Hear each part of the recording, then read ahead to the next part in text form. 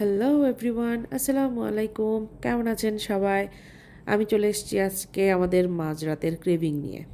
রাত 2টা কি 3টা বাজবে, আমি আর আমার ভাই এখন নিয়ে বসেছি ফুচকা। অ্যাকচুয়ালি আমাদের প্রতিদিন সকাল থেকে আমাদের প্ল্যানিং থাকে আমরা আজ রাতে কী খেতে পারি।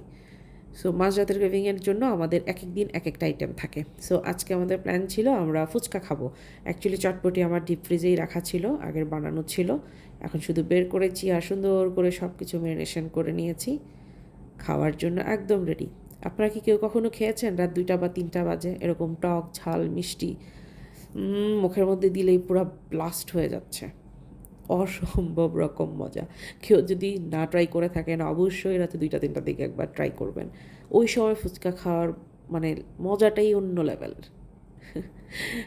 আমি একটু পরিপাটি করে সাজিয়ে নিয়েছি খাওয়ার জন্য।